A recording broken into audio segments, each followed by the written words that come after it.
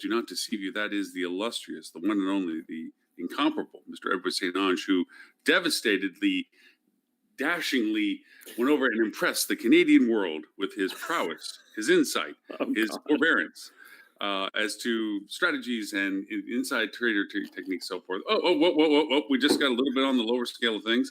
Mr. Thank you very much. I heard you talking about strategy and insight, and I knew instantly it wouldn't be anything that you were doing, Lawrence. So not even close.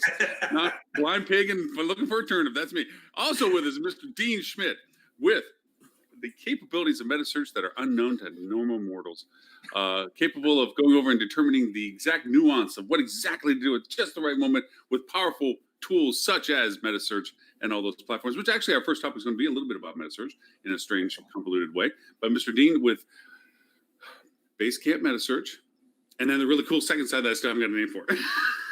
It's so easy. It's so easy. Metasearchmarketing.com. For some reason, you know me in names, you know me in just roadblock. And of course, we would not be complete without the other side of the pond, the people that are the true driving force of all that's good in the world, from 3 and 6. Well, yeah, he's not here yet. Ben's showing Don't up. worry, he's Here he is. You know, I'm like the candy man. You say my name 3 times on any kind of webinar, and I'll appear. It is, but you're not wearing the striped suit. It's the only thing that bothers me. I can get changed, Laura, if you need me to. I can get changed. I was thinking more Beetlejuice. You know, that's probably more your style. Mr. Hayward and Mr. Ben Hanley, the incomparable 3 and 6, which, you know, they are. The motto that I love is the fact that you do it right with the digital marketing without the BS. Digital without dishonesty. Dishonesty, yes, or BS. I'm going to make you get that tattooed because it's becoming a bit of a Katija thing, and that you can never quite remember how to say it. But we can. I mean, that's Lauren. I don't even know Dean's second company name, and it's the easier one of the two. Come on, I mean, Basecamp Meta and Meta Search. Oh shit! I'm not alone in this. MetaSearchMarketing.com. There you go. Metasearchmarketing.com. And You're a better man than me. Oh, that makes a ton of sense. I was going to MetaSearchMightyMouse.com, and I just thought it was strange. Hey, I actually might remember if it was Mighty Mouse. You're right. We won't judge. All those in favour of a rebrand for Dean. I'll be sure to get that domain and redirect it. I'm fairly certain the Mighty Mouse trademark has probably expired, so because that's the only problem with that domain. Absolutely. Right. Nothing else I can think of at the particular moment of this. Actually, in a strange way, I did I'm stealing Tim's suggestion for our first topic, which is Google and its handling of Trivago. And interestingly, Ed and I see it slightly different, but I agree with Ed. Yeah, right? Go figure, right? Me disagree with that. And then the sky is blue and the sun rotates. No. Wow! Hey, Tammy. Hey, Tammy. Hey. Finally, some intelligence on the show. Good God, we needed it. Where? We're about ready to jump on to the topic that Tim threw back as a response to the email that went out as to Google and how it's been handling its Trivago relationships and so forth as to past due billing. And Dean, you're great at this because you know the insides of all this, because Ed brought up a very interesting point to this. We don't know the whole story.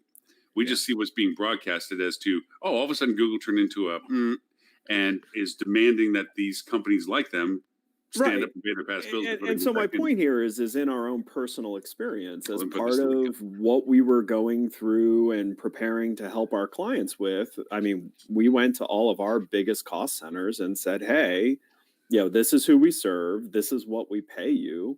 Is there any consideration? And I got to be honest with you, Google was one of the first ones to respond positively and fairly.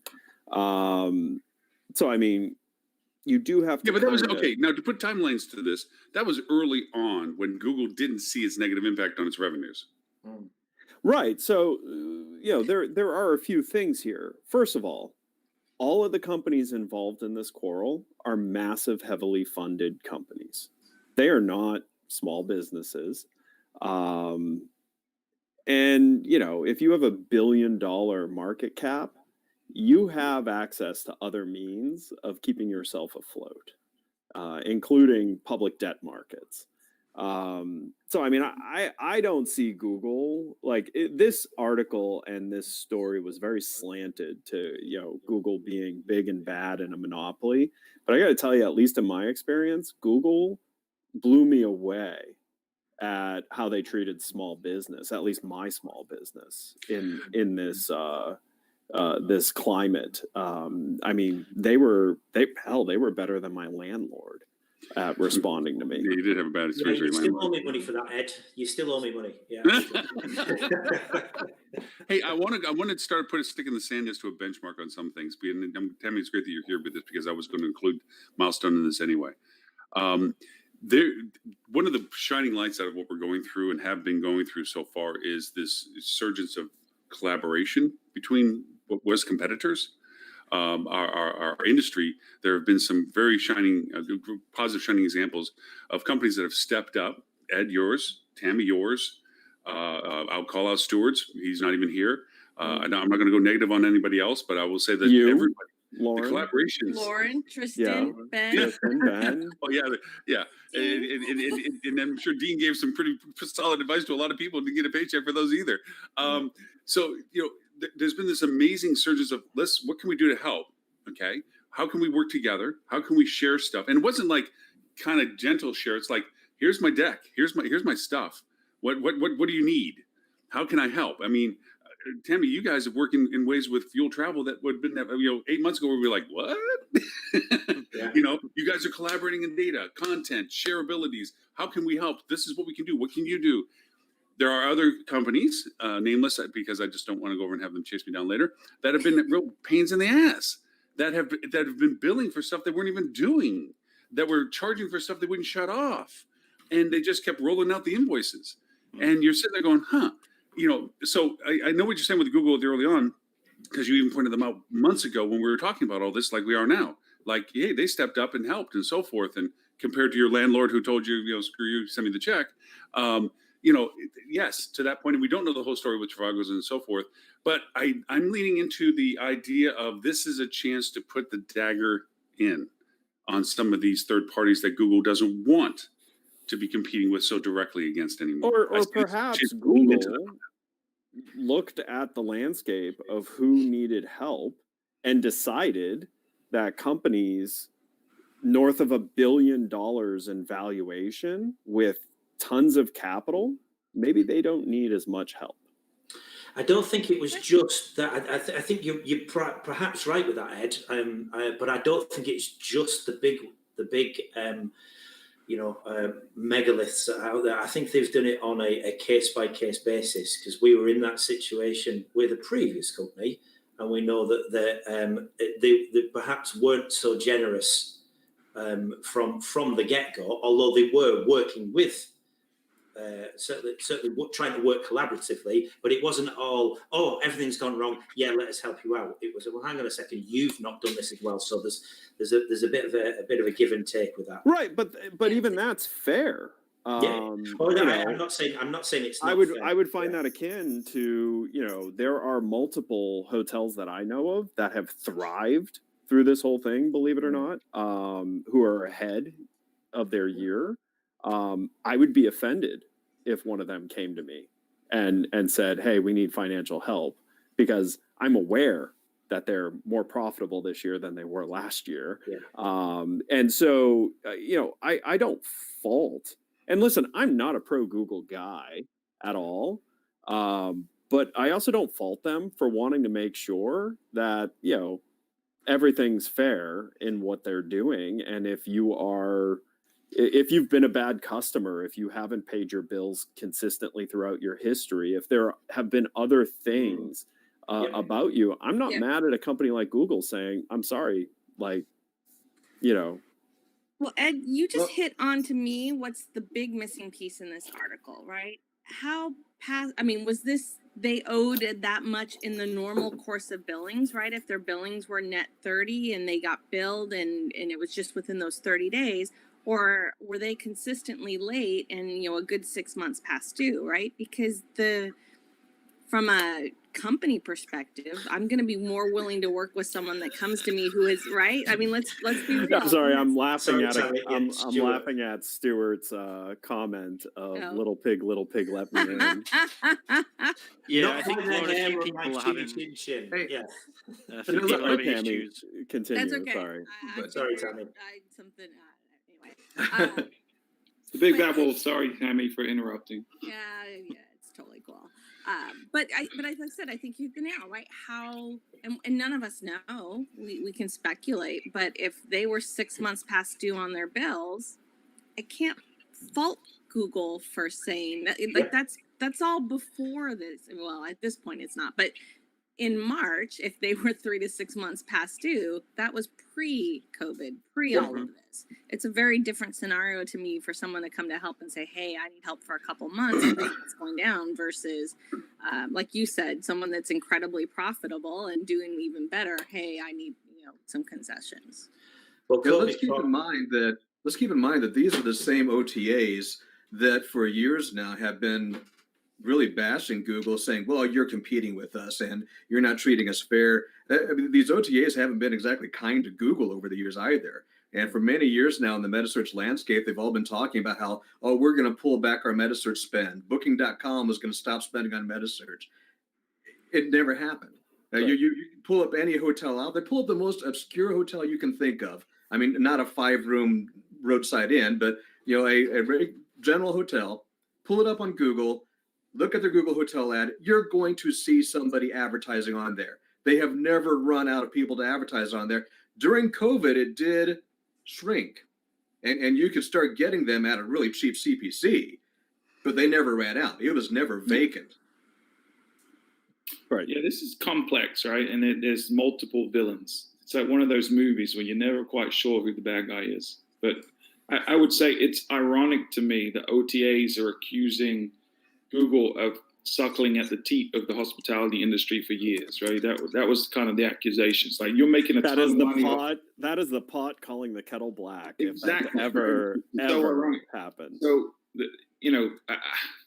there's a lot of OTAs out there that have made a lot of money with this shell game of bidding on a brand's name, like an independent hotel brand name, and bidding on those keywords, paying Google because they know they'll make a little bit more than they're paying Google. But the margin, it's the profits in the margins, and they've done this at the expense of the hotel. So there's a narrative here that people are looking for a bad actor and Google's an easy mark for that, right? It's easy to say, Google, you're terrible, you're evil, and it plays into this fear that they're becoming this massive monopoly. But the OTAs are leveraging that to their own advantage. And let's not forget, like, although I'm a fan of OTAs in concept, they're not innocent in this. They've done a lot of things that aren't in the interest of the hospitality industry, and especially are not in the interest of the individual hotels. So I don't want people just to read a headline that Google's screwing people with billing and jump on that bandwagon, because that's really not what's happening here. It's OTAs that are poorly planned and over leveraged, so that when the pandemic hit, they're like, oh crap, we can't keep milking these things the way we have for years. And by the way, for large companies like that, milking credit terms is common business practice. I mean, for a Yes. long time, it was a well-known joke that Disney was, years behind on payment to their electric bill and their basic utilities here in Orlando. So. Yeah, and it's You know. tantamount to check kiting, right? It's no different than using someone else's good favor for your own financial gain, and, Right. and so at Well, some point that COVID- bites you in the butt, and that time is COVID- when there's a pandemic and revenue Yeah. starts coming in. Yeah, you're absolutely. COVID has exposed so many poor business practices. Yep. That's why you get, you can see where there's just there's either nothing left in the coffers, or the way they've been working, or even worse, that when there are things left in the coffers, but you don't want to spend it on the things that are important. You just want to keep that money for yourself. And there are definitely some bad actors out there. Not just in the hospitality industry as well, I hasten to add. Yeah. This has happened everywhere, but there's definitely some bad actors out there that really do need to get When the caught. tide goes out, you find out who's swimming naked. Ed knows some Normally experience. Lauren. It's normally Lauren, but that's just a joke. Hey, no use of clothes. Yep, good. not after the last court case. Tris. So I mean, Yeah. you know, like I'm glad we're looking at this reasonably and not just doing the easy thing and making Google out to be the villain. Because I got to be honest with you, it sounds like a bunch of villains fighting over, you know, who's the worst criminal is really what this article felt like. Yes, that I completely agree with. That, absolutely. Yeah, and Let's Google are not not forget. blameless. Yeah, Google are not blameless in this. Well, not Right. with this, but in general, Google are very much about the money. You just need to look at their platform and how they will casually bring like a simple little button that will be hidden under layers and layers of different ways of finding it that will make them a tremendously large amount of money if you don't flick that from on to off. Yeah. Or they'll have their premium partners that we've had a direct example of this where they're saying, we're scoring you. You are our customer. We're scoring you against all of our other customers. And if you're not a good little customer, we'll take the toys away from you. I'm like, can you imagine walking into a department store and they're saying, sorry, can I just check what's in your wallet, please? And what's your credit rating? Really sorry, the guy next to you had more money. Do you mind waiting at the back of the queue? It's like saying if you don't buy as much as the guy next to you, you don't get a plastic bag. You sort of have to carry it in your hands and walk like the walk of shame out the side exit. I don't think Google is blameless in this at all. And here's what it boils down for me. For years, they've been lax. Oh, guys, spend 90 days, have 100 days payment terms. Pay us when you want. Like next time we hook up, you just pay me. Like beans, coin, I don't care. Now it's coming home to roost. And now all of a sudden they're like, people are saying, oh, these great payment terms you gave us, could you extend them a little bit longer now that society is collapsing? And they've just turned around and go, no. And in the article, you can see they just... Which by the way, I mean, granted, Google could be better about that. But at the same time, when you're overly dependent on a company that has made it clear for years that they're trying to eliminate you, it's probably a bad idea to get into really bad credit terms with that organization.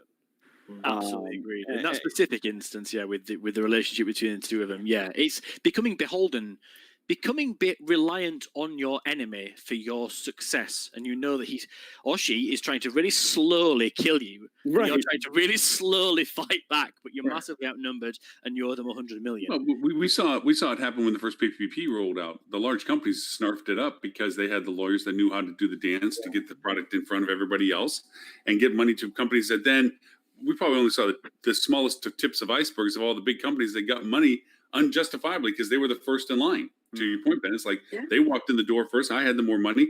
I know how to process things. I'm going to be treated differently. I'm going to get money that I don't even need, but because I'm a big company, have the ability to grab, and before anybody else can figure out how to do it.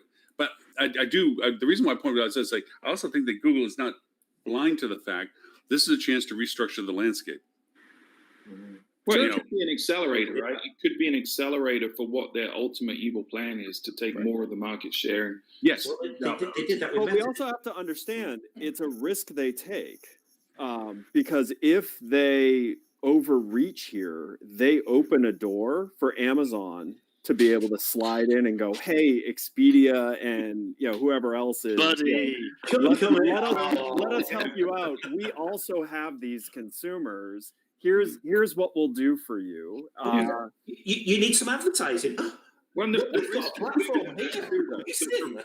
the risk is also outside of travel, right? We've already got a lot of antitrust conversation going on, especially in Europe. And this could really force America to jump on that bandwagon. America's already started. I mean, Congress has already started questioning Google. They've started having conversations, but they have so much lobbying that it's not really going anywhere yet. But this could be what pushes it over to where there's a real chance Google gets broken up. And so the game they're playing is not just hospitality. Because forget what Ben just said about them being your enemy and that. Regardless, you should never put all your eggs in one basket, right? All of your business should not come from one source. You got to diversify. So if that one source is Google, and you're in multiple industries, and it's Google. Now that gets split up. Google's going to be in trouble if they then have to split up their travel division from their other divisions. You know, Sure. I mean, but I will also tell you, I don't envision the U.S. being the leader at breaking up any of these U.S. based No, they won't be. conglomerates that own entire swaths of the world's internet, it won't because breaking up Google is akin to handing power of the internet over to other countries, where it's currently, squarely housed in a U.S. based company. Yeah. So I don't think you'll see the U.S. doing it. I really don't. That, and of course, Google owns probably half our politicians, as does Apple and Facebook, and all these other Goliath. And that's not even Yeah. possible. Our politicians are so smart. They know that when they walk from one side of the room to the other side of the room, they Just know how stop. that shit works. Just stop. But to your point, Stuart, you mentioned about Google's move on the hospitality, or potential move. They already did that with Meta by dropping their commission, opening up Meta Search to a commission only product. That was a big move there, because it's essentially making it an OTA. They are offering Meta Search in an OTA style model. So, but in a more friendly way for the hotel, because the hotel gets the data, which makes Google criminal for being good to the smaller underlying business and not. No, but it's a risk for the To Wall smaller Street. businesses, because they're going to go all in on Google, and that becomes a problem, because they may have great opportunity now to make money, but once you're beholden to one distributor, they control the market, they control the price. but we're lucky though, because there are other channels out there that are very, very squeaky clean and put you at the forefront, like Facebook. Oh wait, hang on. Sorry, let me backpedal. Or you can just go all in on Bing. Hey, you joke, man. Bing is getting I a good. think AOL Bing performs amazingly AOL still has like 8 million paying subscribers. So Okay, Ed, Bing is the Gil of search engines. Gil from The Simpsons is Bing personified. I gotta get a search query. Nice. Gil's brilliant. Gotta do this. That is who I feel Bing is. It does work well. It doesn't have volume, but it does work well. It does work well, yeah. I'm so pleased I'm here in time for the Simpsons reference. Not wanting to white knight Google here, but let's not forget that they very generously gave out some advertising credits to small businesses to help them get through this. So, not the biggest fan. Had some quite interesting rounds with Google where we overtly claimed they were telling us to do something to hit there. And I believe the phrase was quarterly bonus, Tris, if I'm not mistaken. That just came out. So not the biggest fan, but we can't overlook at what they've done. And I'm also I find it really hard to feel bad for companies who, CEOs make millions of dollars a year, and their corporate spend accounts have been fat and crazy. But Ed, you're forgetting they saw a decrease year over year for the first quarter in the history of their company over the last years. You got to feel bad. Like they're down, they're down 2% year over year. I feel so horrible. Right. I feel so horrible, especially when, there are giant greedy companies. Like we have a grocery store chain down here that, is so reckless that, their employees primarily own the company, and they're sitting on a $12 billion cash pile to make sure that their future is safe. Those companies are horrible. Instead, you should just be paying it all out to your top executives and to your investors. And not at all caring about, preparing for potential bad times. The president of Flip2 was heard to say. what I would say though, that if you do feel compelled in any way to stand up to these big people, these big companies, if Google's one of them or whatever, I suggest that what you do, that whenever you visit them, you steal as many Google related products as you can possibly get your hands on. Then you've still got some Legos, haven't you? You're listening. You paid for those one way or another. Yeah, they weren't free. I think Lauren and I have both self-professed ourselves as being tchotchke whores. You know, if you go Oh, yeah. to Oh, yeah. we go to a high The tech wall behind me. Wait a minute, hold on, so I can do it. See, that's just Yeah. one shelf of goodies. I love the free T-shirts, man. The Well, t-shirts are attendance was not about information; it was about what you got. Talking of t-shirts, Stuart, are you wearing an Adelaide United Australian football top there? Is that what it is? That's Yeah. pretty close. I feel like they ripped off a certain Premier League team that is finally back in the Champions League. Hey, to throw just a different topic out in conversation, IHG and Acor, the buzz around the possibility. It's a core. Acorn. It's a core. What's the other word I like using? Wait a minute, what's the other word I like using? Paradigm. Paradigm. Yeah. Paradigm. The paradigm of how to say a core. Okay. Acor. It's a core. It's like a-hole, but No wonder without. they always think to me weird when I spoke at their conferences. Yeah. They're right up there with Hilton and Mario. and Halidi in. Hayat. Let the record show at 25 minutes that we just descended into. Anarchy. It's anarchy. We descended into It's anarchy. anarchy here.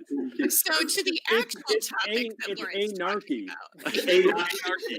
We were on the rails until Lille showed up. When Lille showed up, I know. I'm losing my reputation. Okay, See? rein it in, guys. Rein it in. You have read Lauren's dictionary. This is Lauren's dictionary. It's very short, that dictionary. It's not very thick, but it's got a lot of special words. I'm not shocked that Acor and IHG, or is it is that how you would say It sounds like it? Borat. Are looking, actually, I think they make a lot of sense from a merger perspective based on their brand footprints. They make a ton of sense, and they I'm not mad at the idea of that merger. I think it's a good merger. I actually agree. I think that the portfolios are really complementary, especially with some of the kind of higher end, more boutique-y brands that IHG has picked up in recent years. I think that probably created a bridge that actually made Accor interested in them in the first place, because of course, if they were all Holiday Inns, it might not be as, appetizing for them. But I think this will bring also a little bit more diversity to Accor's portfolio as well. Yeah, quite a bit. It fills a lot of gaps. I actually think this merger makes more sense than Starwood Marriott. Yeah. Very complimentary for sure. It's going to be interesting from a tech point of view. Obviously, bringing it round to like a digital marketing role here, there's going to be a tremendous amount of work that them guys are going to have to do with the diversity of portfolios they got. And I know Accor are quite tech-centric in any case. Well, and so, the potential big loser here is Amadeus, who have invested an incredible amount of effort and have made acquisitions because of IHG. So yeah, I got to tell you, from a portfolio perspective, I think it makes sense. And I think there's going to be a lot of interesting, mixes of mergers, but I still think you're going to see either Marriott or Hilton sell off a brand or two. I just for capital raise purposes. Are you in the market, Ed? There's Omni. I mean, and I'm using Rob. By the way, Robert Cole did send out a great list again this week, and thank you, Robert, for doing that. But Omni selling off a few of their properties is one of the topics he threw into that conversation. They were going to get rid of possibly 5 hotels, I think is what it is. Here, let me grab it and throw it in there. Yeah, but again, an Omni Hyatt merger. Well, I think an Omni Hyatt merger on paper makes sense. However, it further puts them into a short-term issue. Both of those companies are so dependent on large-scale convention and group. I think you need to see an Omni get folded into a strong leisure brand to help balance, kind of the problems that are going to exist for the next year or two in group. Sorry, just to pick up on that, it's actually leisure, not leisure. Oh, leisure. Leisure. Accor. And Accor. So let's keep throwing that in there. I don't know if you mentioned it before, but I'm fascinated by Choice Hotels adding on 50 luxury all-inclusive resorts. I think it's smart. I I, mean, I, Choice I think Hotels, it's interestingly brilliant. enough, is very similar in product volume to the types of products that underpin Hilton and Marriott. But Hilton and Marriott, because of their premium offerings, we picture in our head the premium offerings, not the Hampton Inns and the Homewood Suites that basically make up the majority of their portfolio. Now, what's amazing to me, Adele, is I barely understood you because of this deep Southern accent you've developed. I lived 10 years in Texas from when I was 16 to 26.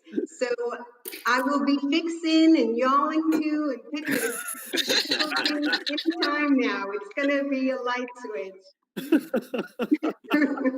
New York in the South. I we woke just up thought it was the a new second image. morning here in South Carolina, and I think I've landed in heaven. Well, it looks good on you. You're radiant today. Right. That's right. Y'all. Thanks. Guys, I've got to drop off. I'm really sorry to only briefly make an appearance here, but everybody have a great weekend. And, Chris, it was great seeing you as always. please pick on Ben as much as you possibly want. Okay? Thanks, guys. Thank you. Done and done. Hey, I've got to come too. I just had a contract to show up. I'm trying to fix some things in my house that I'm trying to sell. So I might be. Oh, you're still trying to sell that house that is falling through a sinkhole in a sand pit, and you're trying to tell them that it's all good, or Yeah. Is that the one with the neighbours? The really weird really neighbours? nasty neighbors and the planes that keep flying over? Is that the house? Just hang up, Stuart. You ain't gonna win this one, buddy. Bye, everyone. Bye, Chris. What Stuart's not telling you is the contractor's just to fill the sinkhole with water, and they're putting koi in it, and they're going to say that it's a feature. Hey, that's how we make pools in South Carolina. So Richard had an interesting comment. Is with Fuel Travel. Fuel Travel is the preeminent podcaster of the entire hospitality universe. They're award-winning. They're incredibly intelligent and capable of tons of stuff, and they do great surveys for consumer sentiment. And they have an amazing product that allows for touchless, keyless entry into rooms and cool platforms that are GDPR compliant and really have some pretty cool stuff. So you can always go to fueltravel.com/podcast. Thanks for the plug, buddy. All right, I might be back on a little bit. Thanks, All right, guys. we hope to see you back. Bye, Stuart. Yeah, it is an interesting comment of, would owners sue Marriott for selling a brand? So I don't think that you're going to see Marriott sell a brand for the brand to sit on its own, but I would not be surprised. Let's not forget the last time there was a major financial crisis, Blackstone came in and meddled quite a bit in some pretty large brands and made a ton of money off of doing it. I wouldn't be surprised if they're not already looking at, potential interesting portfolios to piece together. Which would include divesting a couple of brands off of some of these bigger kind of spread out brands. If you're a remaining owner of that, you shouldn't sue Marriott for that, because that means Marriott's distribution capabilities are now more focused on the properties that are left instead of, also being spread out to whatever brands they divest. And honestly, if you're one of the brands being divested, I would only sue if it was a bad plan. But I got to be honest with you, if I was a franchise holder of a brand that Blackstone was looking to buy, I would just go look at what they did in the last kind of, spin that they did. They're really good at this type of stuff. Well, I'd also say which brand in particular. If it's an emerging brand that doesn't have a strong presence, that just really didn't catch, aka, I wouldn't even say Aloft or anything like that, just in general. They're Aloft to you, but Accor is Accor. I mean, help me understand. There is no logic to my language. They're not Aloft. Unless there's a C. When you add the C, then it's kind of like Right. Yeah, and then you carry Right the 2 and you add 5, and it makes 42, which is the answer to the universe. But it's not really complex. It's just kind of convoluted. No, the idea of which brand would be in that sense, to Richard's point of Fairfield. Well, does it have a strong enough identity on its own to be different? Right now, my perception of the way the brands are handling themselves, any brand that wants to fracture off and be itself and have its own ability to help itself, go for it. Because they're trying to juggle too many balls in the air at one time, I think. and they're not able to Well, and maintain. I think there are brands that could use stronger identities inside some of these portfolios, like an Aloft. I think Aloft is a brilliant brand that has been underdeveloped, mainly because it was a emerging brand for Starwood prior to the Marriott acquisition, and I don't think Marriott has seen as much value in Aloft as Starwood did. But I think the product itself is really interesting and could have legs as a standalone, offering. That being said, Richard's also pointing out, which, by the way, Richard, if you want to join the show, you can. Yeah, you can pop in if you want to, Richard. This is right up your alley with everything you know about Marriott. That's for sure. But the fact that Marriott and Hilton are primarily franchise companies now actually makes it possible. So in old times, you would have seen around this time Marriott and Hilton doing exactly what Omni is doing, where they would be divesting some of their real estate assets to free up capital to be able to continue to operate through this time. They don't have that lever to pull now. And so, what lever do they have to pull? Well, they can raise debt, which Marriott did. But you can only raise so much debt on a franchise system that's dependent on franchise fees. So what's next? What if they need more? And if they need more, selling off a portfolio of brands to a company like Blackstone makes complete sense. And I think it's likely to happen. What do you guys think about the possibility of just a completely new brand emerging out of this that speaks to all the issues that we've been having with Airbnb? Like, I know there's some in city centers where they split between residential and hotel rooms already, but usually they're owned separately.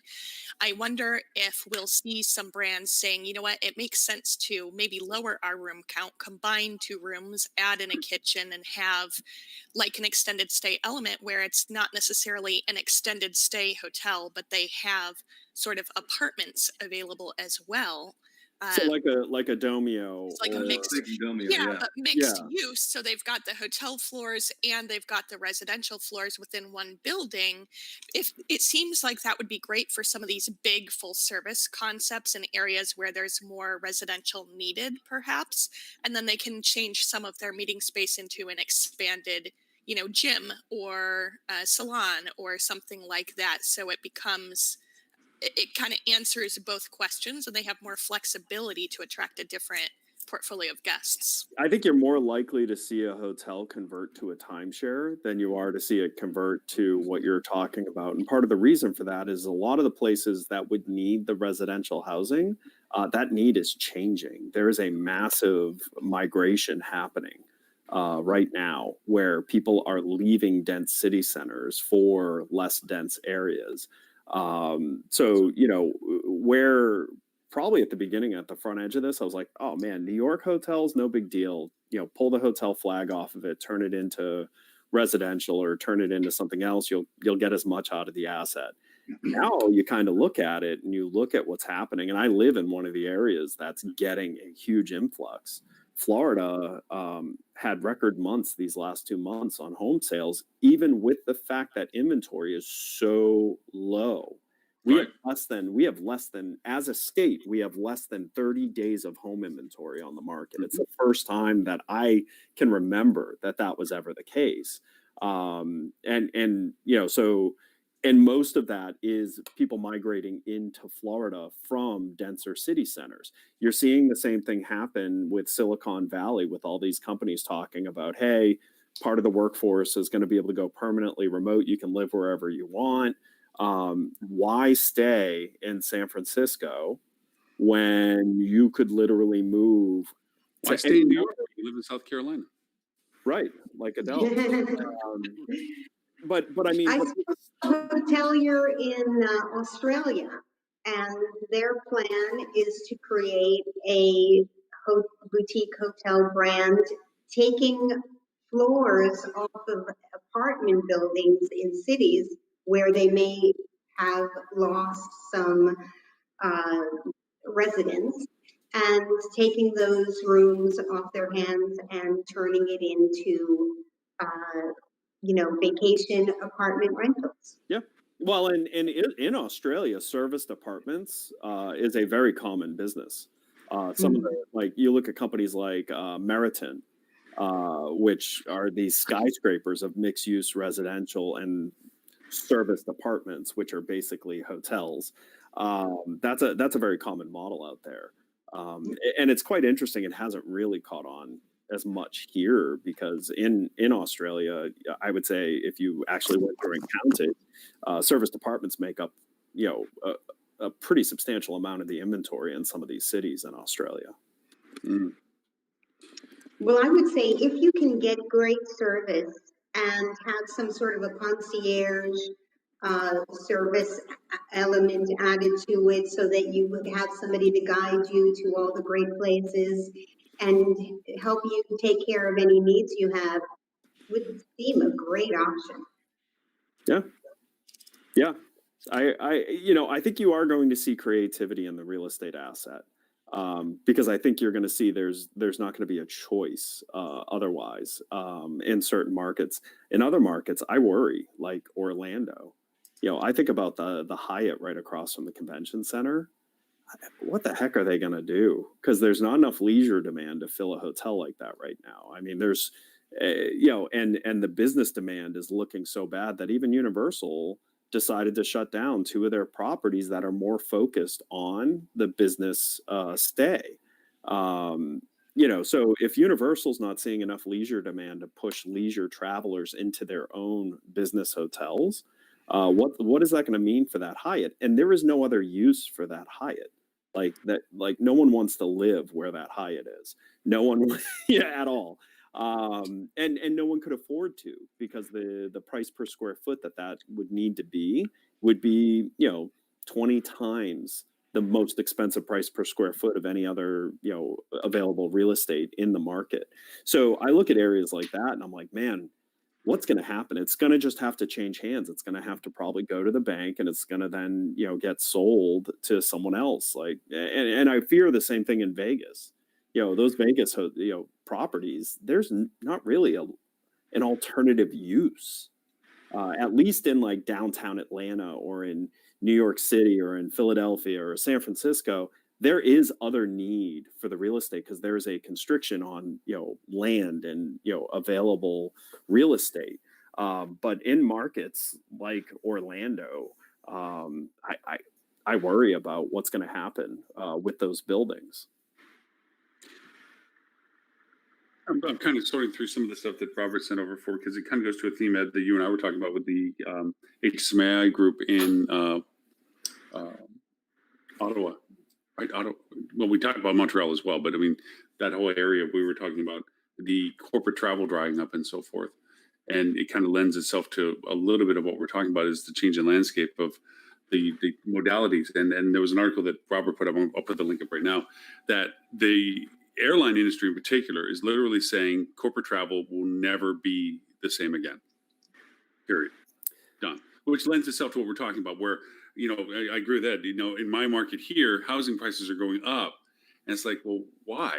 And it's because everybody in Miami and everything else says, I don't have to live here anymore. I don't have to pay to be here anymore. I can be remote. Yeah. And I can be across the other side and still do my work. And over there is cool. So, and I can live by Lauren, and, it's all right.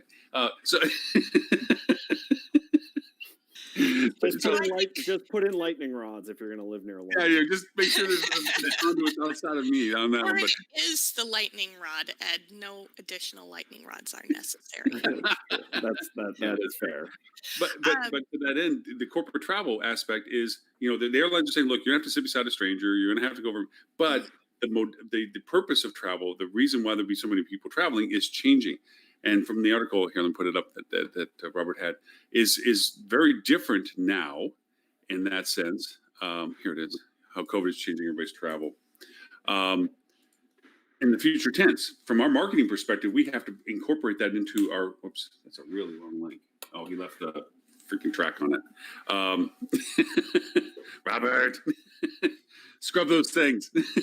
So talking to this, and I've actually, talked about this a little bit in some other things I've done, but I for Embassy Suites and stuff like that are, really feeling pain right now because they're kind of a middle. They're, some leisure, but, also some light corporate, like they're not big meetings, things like that. This could be a win for them. because with the disbursement of work groups, there's going to be a rise in demand for small meeting, for teams getting together as little bits, not entire companies getting together.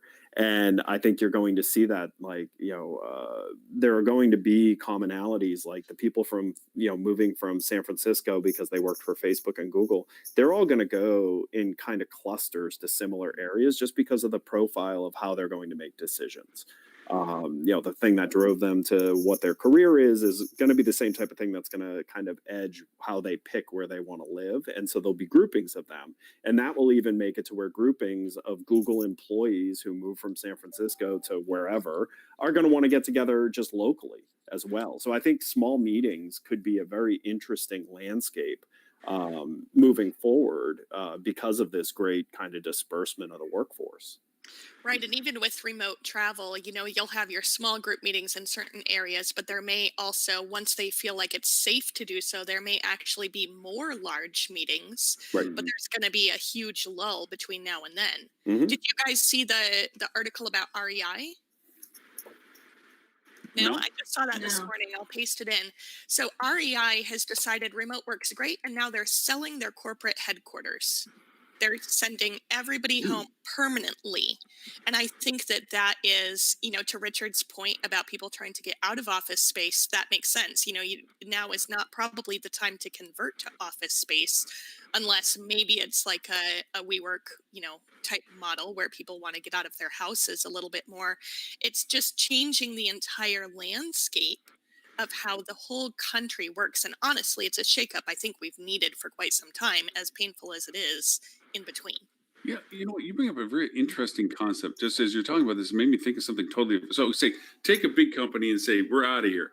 There's no central location that we can gather the Indians around the wagons and all that kind of stuff. And now we still have to have those moments in time where we all have to get together and Right. spend some quality focused, like Scrum stuff. Like, okay, let's just dive into this, and we're hardcore 7 days of everybody, and now all of a sudden a hotel can book itself out. Let's say, okay, XYZ company's coming in. We're taking the whole place over. We're taking all the common spaces over. I mean, this is future tense because obviously we have to get some safety protocols in place by then anyway. And we're just going to nosedive into this. And this is an annual thing for us. And maybe it's 2 weeks, who knows? And just it's a hardcore isolation focused thing before everybody goes back to their independent operations. I mean, that's a model that exists right now. This has happened before. So the financial crisis did that to call centers. So Yes. like where we have our office is in a hub just outside of Orlando that used to be hundreds of thousands of square feet per building of just call centers. And when the financial crisis hit, it was also around the time tech had caught up where you could do distributed call centers really easily. So none of those companies came back to buildings. So there's massive empty space in this area because this area was developed to house call centers. And so we've seen this before, and it is going to happen. Like this work from home or work from smaller clusters of offices, because there is certain types of work that does require some face-to-face collaboration. There's also certain types of personality. I'm one of them. I don't like to work from home. I like the social aspects of the conversations you have in the break room and things like that. So I mean, it's not going to completely die, but it is going to substantially change, and a lot of jobs that for a long time could have been dispersed will now be unlocked to be dispersed, which again is going to be at the expense of these top cities. This is a problem for San Francisco. This is a problem for New York City. This is a problem for Chicago. Because why stay in an incredibly expensive place to live with an incredibly high tax base when your job isn't the thing tethering you anymore? Mm-hmm. Now I just had a vision of Cooler Ed leaning against the water cooler going, hey, you hear about the aliens? Government said UFOs are real. What do you think of that? You think about some of the other companies too that are in markets that are, let's say, less favorable right now. So there's one particular very large OTA company that I won't name, but you can figure out who it is. That's largely based out of Seattle, Well, who in the bloody hell wants to move to Seattle right now? I mean, Yeah. I Okay. mean, and so that's it's going to have an interesting impact on a lot of things. And I've been kind of watching some of the ones I thought were going to be interesting changes. Like we may even see it in this next election, but I think the Electoral College, I think you're going to see traditional states that were specific, political leaning, start to mix more, right? You're going to see red states turn purple, blue states turn purple because of this mixing, which honestly, long overdue. Maybe it'll actually soften the extremism of the opposite sides of these politics by actually putting people together that think differently. I mean, imagine that. That would Kind of be like great. this show. Kumbaya. You know what? When you live in New York, you're in such a cocoon that you actually believe that everybody surely must think that way. And then you're shocked to hear on the radio or television something else. It would be nice to see nice people have conflicting beliefs about things. By the way, someone is not evil for disagreeing with you. That's right. Right. Unless they're Ed. Well, yeah. To be fair. Nicely done, Tammy. Nicely done. Mainly because usually the reason I'm disagreeing with you is not because I actually disagree with you, just because I'm being argumentative. Devil's advocate, Ed. Yep. I remember many times walking out the door with Ed and they say, "Look, what a beautiful sunny day. Is it? Is it really? Look, there's a cloud." So here's a question to the group as well, and it's not specifically around hospitality, but do you think this is going to be a generational thing? Do you think this, because everybody in here seems to be in consensus that everybody wants that, the social connection, everyone wants to sit around at a desk and, have the kind of scrum sessions. Do you think that's going to die out? Because I do. Yeah. I really do think it's going to die out. And I think look at my kids, looking at Triss's kids who are slightly older, they don't knock on each other's doors to play, to go out and to socialize and to play games. They send a message via Xbox saying, you online, or do you want to play this? And they seem to be so much more comfortable with the integration of virtual contact and virtual relationships. So whilst we've all grown up with this kind of the sort of unspoken knowledge that you get more done in person than you do on a screen, 10 times, 50 times more productive. Is that just my generation? In 10, 15 years from now, when the children leaving school are going into the world of business, are they going to be more? I mean, they've watched their parents have 8 months of Zoom calls. Is there going to be a need for this? I mean, I said it a couple of weeks ago, and I think it was Stuart who laughed at me when I said business travel is scuppered. And I do think in the long term... I think he was laughing because of your choice of word. I think in the long term, it's scuppered. I think it's eventually going to die out. People aren't going to travel to do business because they're going to have grown up doing it that way. Has anybody seen the movie or read the book Ready Player One? Yeah, I was about to say, we're literally talking about this movie right now. That VR world is, I mean, I've got an Oculus Quest. I've played games on that thing. It's amazing. Oh, buddy. It's not that far off. And then, I mean, just by the way, what's right after Ready Player One is WALL-E. So, yeah. There you go. So I think we need to look at this too from a psychological aspect, though, because I both agree and disagree. I think that the new generation will be way more comfortable working remotely, right? But I don't believe that in-person meetings and things like that are going to completely go away, because even like if I look at my 10-year-old stepdaughter, she is super bummed that she's doing school online. She feels basically depressed because she can't go see her friends. She can't hang out with them. And so even though they might send a message to say, hey, do you want to play? I think that we see that more right now because that's their only option. But when you really sit down with them, they miss seeing their friends in person. But And what if you put on a VR headset and you were there?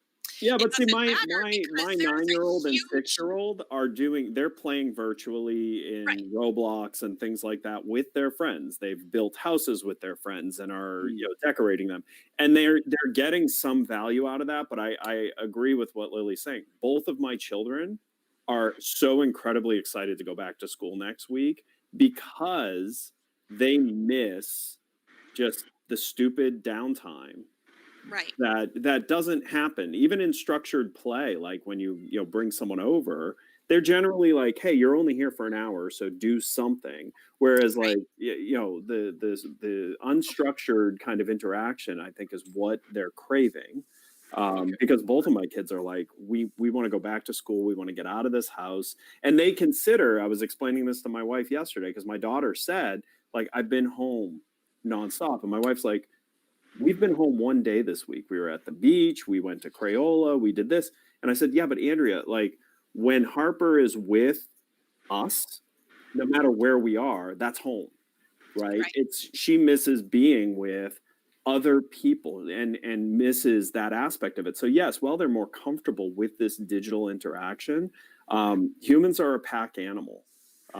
It's never going to completely go away. It's going to show up in different ways, but the complete isolation is never going to occur because we're not wired that way as beings. As a species, I get that. But just to follow up the point, if you segment business and then your personal life, if you do your business life virtually and you have your one-on-one connection and your one-on-one time with your not real life friends, but your social circle, your family and your physical friends, the segmentation there is you get your hit of dopamine from personal contact here, but this bit can all be done virtually still. You don't need this. You don't need to travel for meetings to sign contracts. But I actually disagree with that, because one of the things that keeps me coming back to this industry are the connections I've made with the people in this industry that I would never have met in my personal circles. I met them because of what my job is.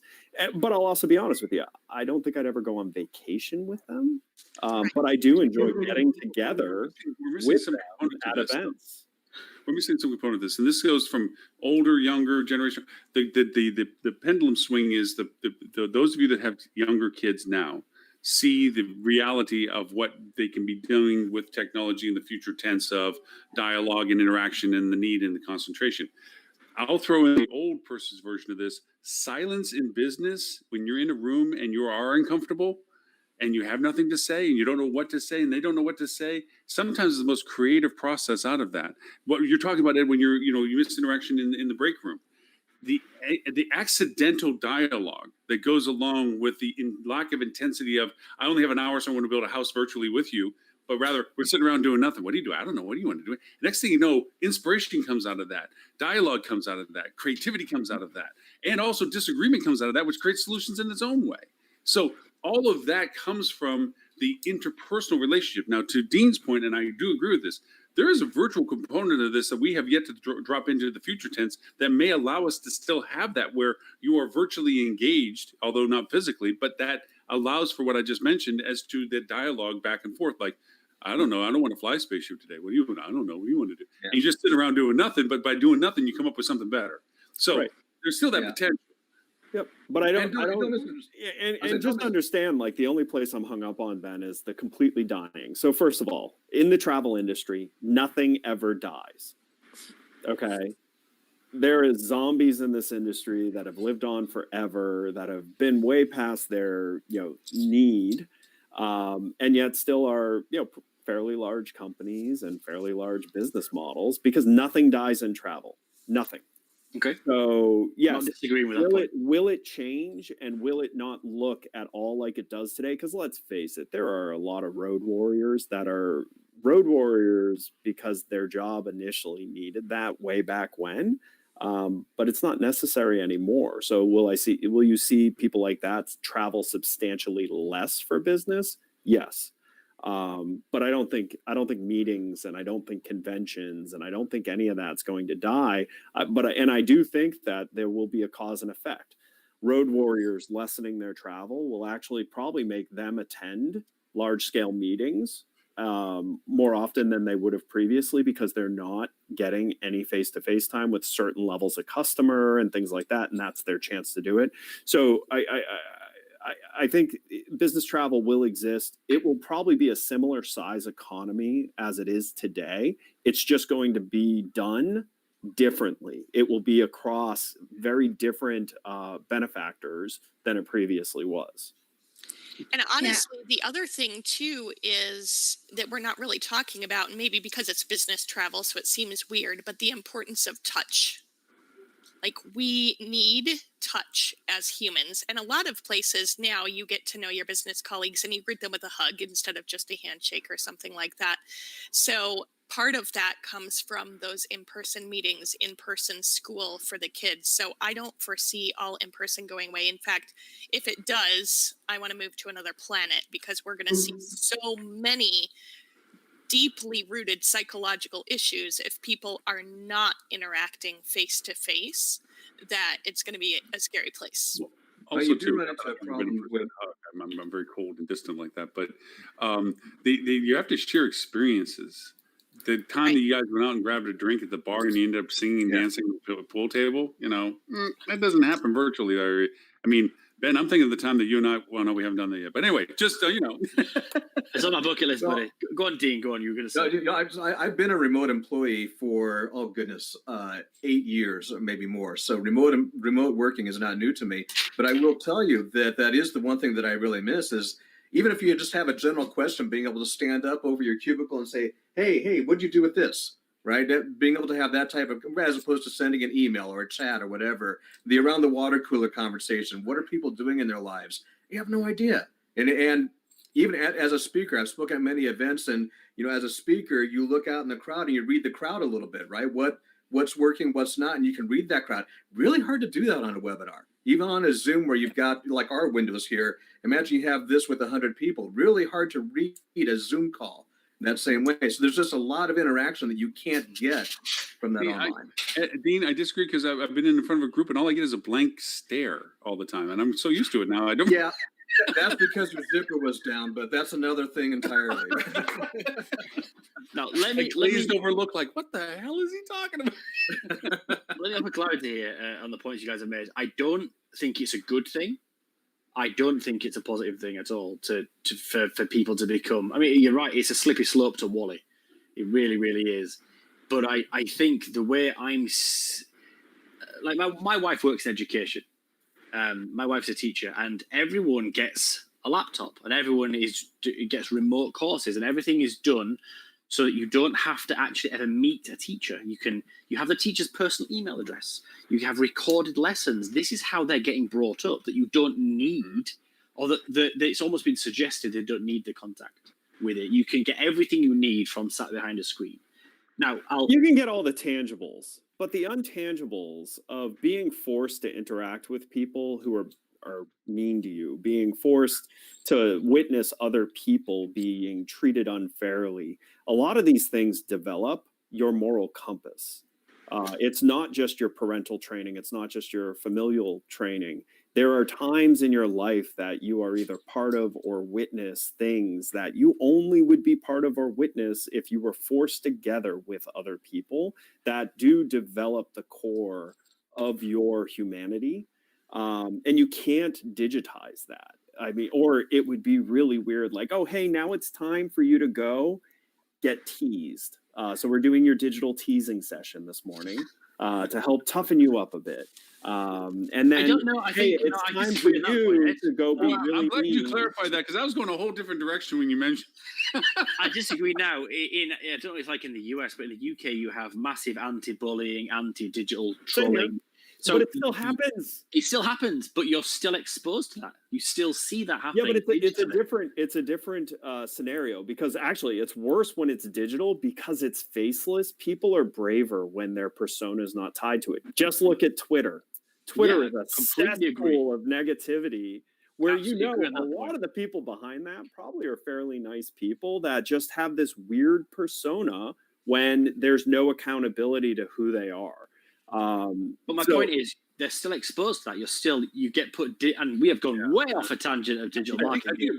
I think a better analogy would be saying that you get the nutrition of food without the flavor and taste and enjoyment of it. You get what you eat, but you don't get the experience of enjoying getting it. It's like a meal replacement bar. Yeah. It's like Weight Watchers, but only worse. You know, it's one thing for those of us that have a partner or a family or a social circle already. But if you're a young person, or maybe you've just moved like me and you want to make friends in a social circle wherever you are, there's just nothing like going to an office and getting to know people in a really in-depth way. And those, obviously, a lot of people marry people that they worked with at one point or another. I would hate to be single in today's time without going to an office, have somebody, have a place where I can interact really face to face with other You people. bring up a good point to it, though. Back when Match and everybody else and whatever the earliest ones were, came out, those of us that met our significant other, our better half, never could see how that could have happened electronically for other people. Like, how do you put enough information in about you and they and them to find out that there's some correlation, and then you have to go through the process of meeting and greeting and all this other stuff to it.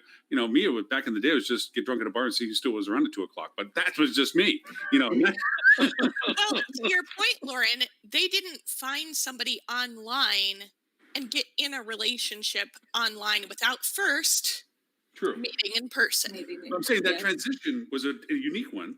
So we're talking about the same kind of unique transition in the future tense. Like, how will we evolve where even lesser personal engagement, as Ben is pointing out, and that is there to do what you need to do, but there's still a requirement of some aspect of that to be in their lives. Because the part that I'm worried about is the echo bubble that we create for ourselves in social media right now, that if we're only surrounded physically by friends that nurture and or family that nurture us and are supportive of us and share the perspective of us and so forth, we're not going to be trained, as Ed says, for the bullies out there that say, no, my opinion is better than your opinion, and even being digital as it is, and the pain that has, it's the, did you get your ass beat physically by somebody because they disagreed with you and you disagreed with them and they punched you, So I'm going to turn this back around to hotels and try and dovetail. the conversation back Why on would we topic. do that on hospitality marketing? I mean, I did say it was a tangent. So the article REI, right? So they sell off their corporation. Everybody's working remotely. Do we not think that actually has the potential to lead to more business for hotels, because you're still going to have even the smaller group meetings, right? Now maybe the sales team meets up quarterly all together, or the accounting team has a once a month lunch where they get together, or those types of things. So do we not see that there's a potential? Well, yes, the you're not maybe having quite as much business travel, right? I do think business travel is going to shrink a bit. I don't think it's going to go away, and I think that's where some of us the scuppered or the gone. I don't think it's gone. I think it's going to change. But do we not think that this could actually have a positive effect in the long run once there's safety protocols and we have a virus and we have a vaccine and the virus goes away and all those things? This could actually be a benefit to hotels. I do think it could have more travel in the future because of everything that you said, Tammy, but also because if I'm working from home, I may be working from anywhere. And that means I can go someplace for 3 weeks if I want to work during the day and then enjoy a different local atmosphere, in the evening and on the weekend. That's cheating, Adele. That's not business travel. that's bleisure. What are you talking about? That is bleisure. That is not even bleisure. It is bleisure because I'm working. That's not a part of my business. I'm not going for business reasons, but my husband and my dog can enjoy the lovely surroundings of some other place.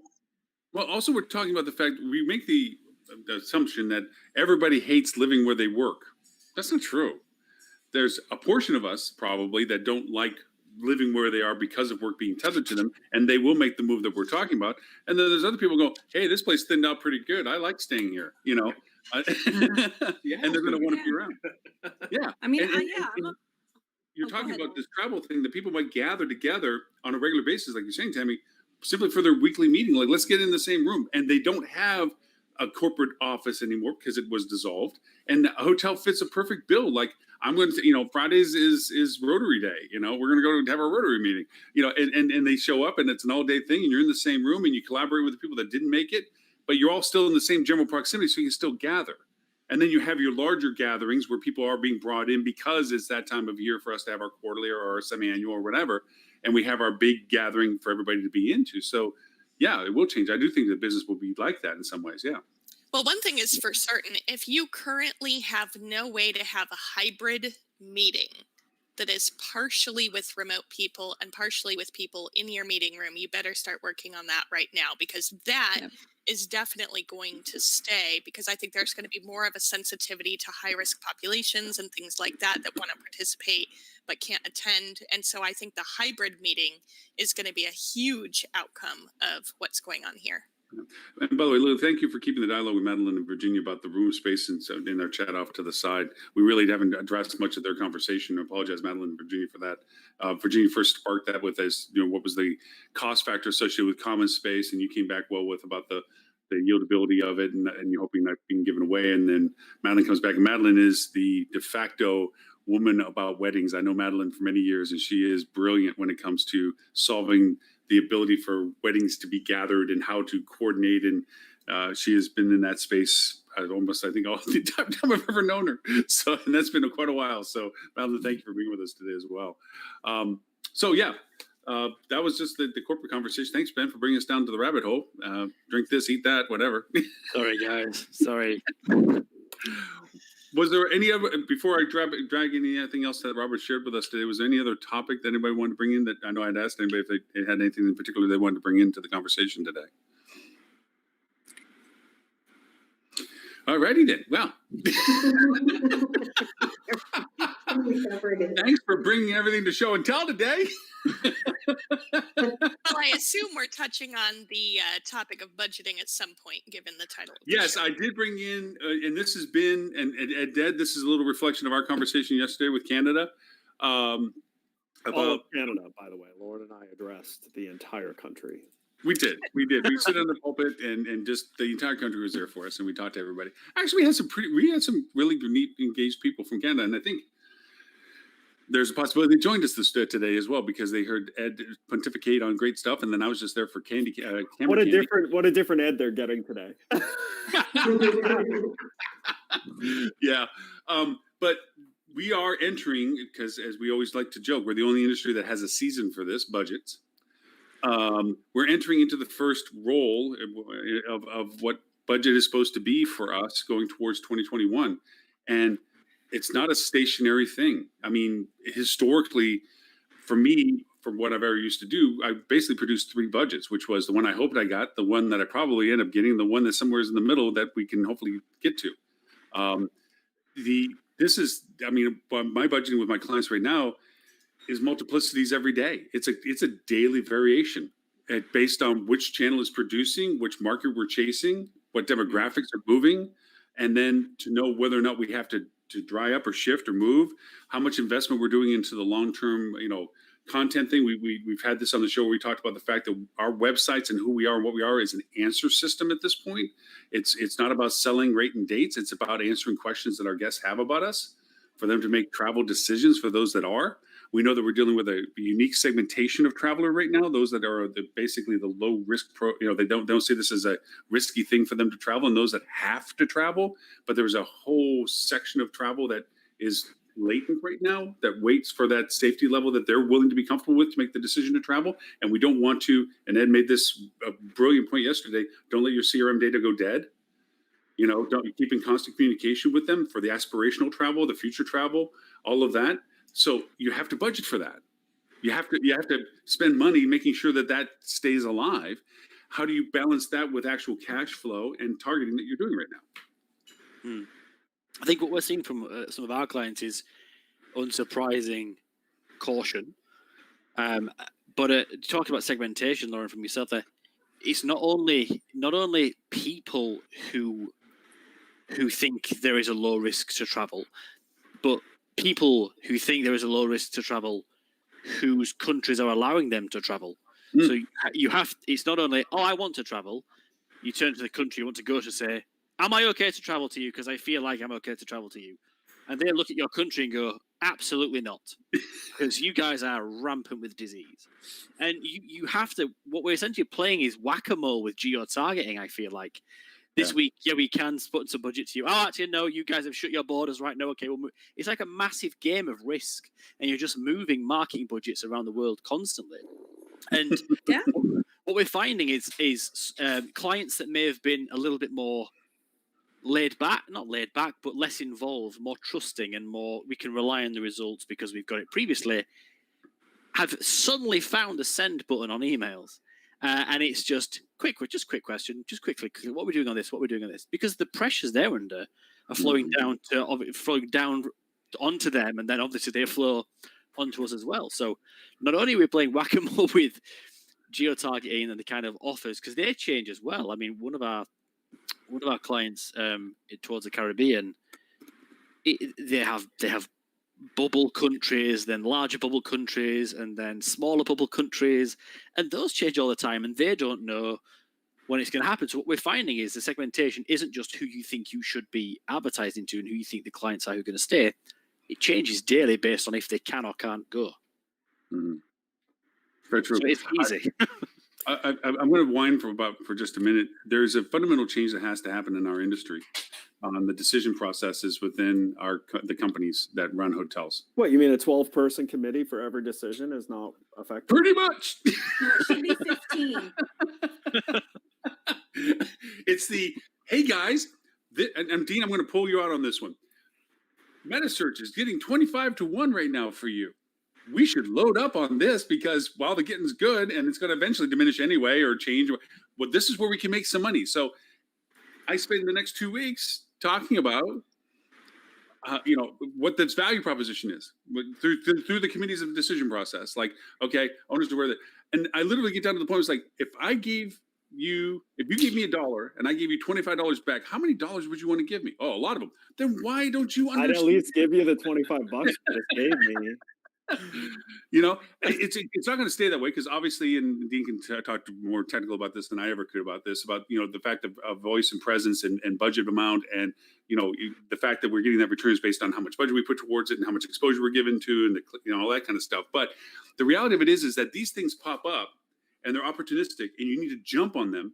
By the time you get the decision process and the direction to get onto to do it, that opportunity has changed, diminished, or gone.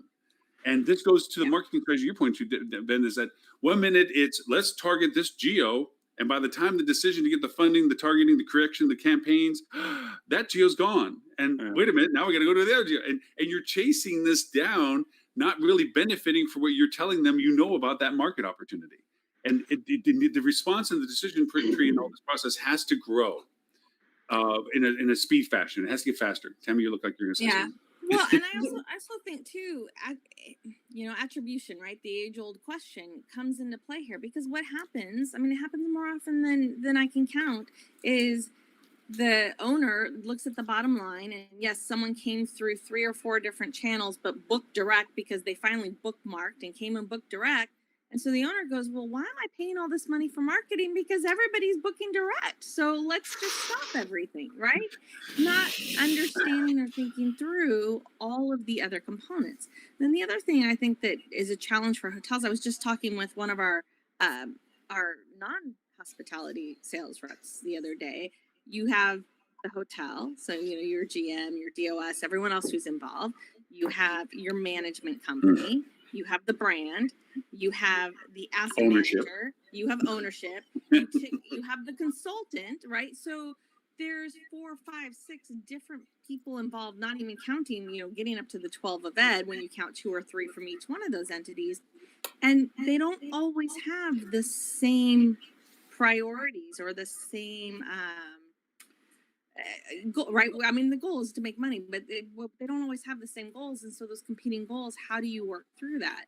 So I think until we can really help hotels understand attribution and funneling, and not just, hey, your dollar for 25 example, which is a great example, but even more holistically, hey, you know what, this channel up here, while you're not going to see a direct return when you look at your Google Analytics e-commerce tracking reporting, but we can see that this is funneling down and getting you that 25 return when you're down here. So let's look at how we're budgeting for you to make sure that you're continuing to grow. The other thing, I think, in a normal environment, an election year would be insanity for budget season. I mean, that's typically, we're not in a normal environment. I'm not going to say I hate new normal. I hate unprecedented. I don't know why. I hate both of those terms. This is a crazy time. And on top of everything we have going on here in the US, at least, we have an election year. And that throws a whole nother monkey wrench. And I think right now people are scared, right? Mm-hmm. And I'm seeing a lot of no decision because they're afraid to make one. But I would say this to hotels: you got to start thinking about making some decisions, and do something to help yourselves out. And I think, it makes sense as you're looking at your budget. Assume that things aren't going to get better for the next 12 months. Make your plans based on that so that you can be here when all of this business, we're talking about how much of an influx of business we're going to have when things open back up. It's just a matter of getting to the other side of the moment. And I think sometimes we get so far into our own heads that we feel like this is going to go on forever and life is over the way that we knew it. And even if there is a new normal, which I also hate, Tammy, or whatever comes out of this, you have to be positioned with certain things. You have to have a good product, you have to have good service. Like, spend your time focused on that and making sure that you can take care of your debt service between now and then at your current business levels, and make those smart, strategic, profitable decisions. Yeah. I think you bring to a great point too. We're at a heightened set of constant. It's like playing if you were an athlete playing a never-ending game, and you're never pulled out of the game. As soon as you're done with one set, you get the next set, or you get the next play, and there's never a break moment for this. And we're all of us going through this mental fatigue program of, okay, what's going on today? At some point, all this stuff has got to do something, right? Yeah, and we have this heightened thing. And also, I think what's contributed to us as well is we have been building up. We make comments about this, but there's a truth to this. Everyone, incompetence rises to its own level, and there is a lot of very incompetent people in charge of stuff that they should never have been in charge of. And now when we're asking for decisions from some people, they don't know how to make the decision. They were good at using the terminology, the buzzwords. They knew how to be friendly to the right people to get whatever they wanted. And I'm not saying all people, but all industries have this systemic issue. It's not just our industry, but there are people in positions that don't make decisions, don't have the ability to make decisions, and don't want to make those decisions because they'd be held culpable and then possibly responsible, and then they would lose whatever it is that they gained by being where they were. And so, to your point, Tammy, you got these layers within our industry to add on top of it, where an agency, any one of those links with what I just described, is a bad link. An agency that only talks about within its own service profile never gives a truthful answer to its client, because it only answers to what it can sell, not what it should do, what it's capable of being done, what it can sell to their client that they can do for themselves. So if somebody outside brings that into them, their first filter is, do we do that? Do we want to do that? Can we do that? Can we charge for it? Do we want to recommend it? I'm not saying everybody. I'm going to disagree just a little slightly there. Okay, go ahead. I've been known to tell customers, actually, with products that where what they needed didn't lie, say, you know what, you're better off going. You're not that company. That's what I'm saying. You guys are great at that. You bring great content to the market. You've shown up and said, let's help you with stuff that we don't even do, but we know people that do this. Here's some stuff. You're not that person. You're not that company. Ben's that company. Ben only does what he wants to do. That's rogue, dude. I'm going to speak exactly to that point that you're making, Lauren, because I'm sorry, I'm going to plug myself here for a moment. That's why I started basecampmeta.com, is because what we have in the industry is a situation where individual hotels have cut staff. So if you had an e-commerce department at all, you probably got rid of them, which means that some other guy who was before doing another job has now got to be cross-trained with how to run all of your digital marketing, meta search included, right? more likely scenario is that that hotel now says, well, you know what? I don't have anybody to do this. I'm going to outsource it to an agency. And they've got their cousin who runs a little digital agency out of the garage, whatever. And they say, hey, Joe, can you do this meta search thing for me? And he says, well, yeah, yeah, sure. I can do that. I've been doing search engine marketing for all this time. And they think, okay, yeah, let's do that. But the fact is that, no, that's not the same thing, because it's not just Google. And there has to be that cross-channel optimization, diversification that Stuart was talking about earlier, all those different things. But we have that happening within our industry where now people are trying to cover roles that they, in their defense, it's not that they're stupid. They just weren't supposed to do this in the first place. Yes. Right? Yeah. This just isn't what they were supposed to do. And so how do they then fill in those gaps? Right. Yeah. And that's, I'm putting on a negative example in play, just of the fact that there are people within that chain that you referred to, Tammy, of the ownership versus the management company versus the asset management company that's reflecting the owners. There's this, they don't want to be the person that makes the final decision to be held responsible for it as much as they may be obligated to get the answer from above or differently than themselves. You can't work outside the brand framework. So there is a mea culpa that has to go along with brand. You can't work outside what ownership says as parameters of when it comes to this much money to be spent or this, I need to be giving the final approval for that. So the asset management company can't make the decision. They have to go to the ownership and make the reflection to it. Yep. We create these own internal barriers. My complaint to the whole process is that any organization should look at those current barriers and see how can we thin them out, streamline them, or regulate certain thresholds that decisions can be made without the entire gang of people having to go through the process of it. Yeah, I completely agree. I also think that some costs have to be looked at as a cost per reservation, or it's a reservation cost more than a marketing cost. If I am able to do something and I can get $25 back, stop complaining that I'm spending $10,000 at a time over and over again. Look what I'm getting. And although I do think that sometimes we have to take into account what the cancellation factor is going to be on those future reservations. Sometimes an OTA, let's say you have a featured listing description of your hotel that's coming up, for example, and the result that they give you is going to be on the whole revenue brought in, not your portion of the revenue brought in, and you have to factor that and the cancellation in order to give a true market, a true, true barometer for what is happening. But please don't tell me that I should only spend $5,000 a month when $15,000 a month is going to give me 3 times more revenue, and it doesn't really work like that because there is some diminishment, the more you spend. But yeah, give us the flexibility. And another thing, I really agree with what Lily said. Thank you, Lily, for saying take care of your product and your service, because there are so many things that you can do that don't actually cost money. And social media is one of them.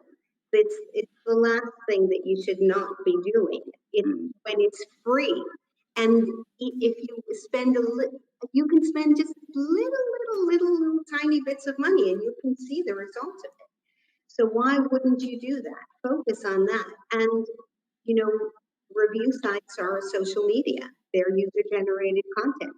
You have to be focused on how can I get the most out of that without spending every single dollar. Work on it. I agree with Adele, but I would also add on that we need education for all of the revenue generation teams around flow through, because sometimes 25 to 1 isn't the whole story either. Right. Although it's an indicator. You then have to look at, okay, so I got this much revenue. Was that 100 rooms at $50 ADR? was that one room at a $500 ADR? What is the cost to me for occupying that room? What was the booking fee? What was the staffing that was required for that room? So you really get down to the net level, because that's what we should be measuring against marketing spend, is the flow through at the end, not just the top line revenue, or else you can revenue yourself right out of business. Sure. See, Lily, you're would- just trying to put math into the equation. Come on.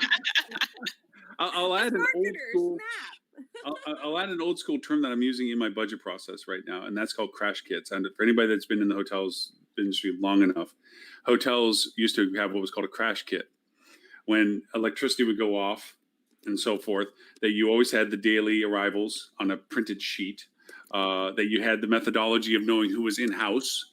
You had the methodology of and this goes back to Waze, credit card machine that you could slide across the carbon to go over and charge people because your credit card machine was down. That was a crash kit. And what I'm incorporating in my budgetary process is right now, I refuse to do a budget. Literally, I've told clients I refuse to do an annual budget. My budget process is 90 days out right now. That's the max I'm going out. Because to your point, I'm planning what Lily's saying. Plan it being bad, it's bad. But what I'm adding to my budget component is durability of no income. Crash kit. How long, if I lose everybody, for how long can we operate? What funding is necessary for us to know what we're doing? And how much can I keep that money in that queue forward so that if all of a sudden we turn into a hotspot and bingo, everybody's gone, how long can we keep the business without income? And to your point, Adele, about the cancellations, that's a given. Every channel should have a cancellation percentage put into it, factored, so that you're looking at more true revenue contribution than you are. Look at me with my ROAS. It's like no, because you get a 40% cancellation in New York, and you know better than I do. You can get up to 80% cancellation in third-party channels because everybody's playing the dicey game of 6-7 reservations back in the day before they would cancel the 5 and leave the 1.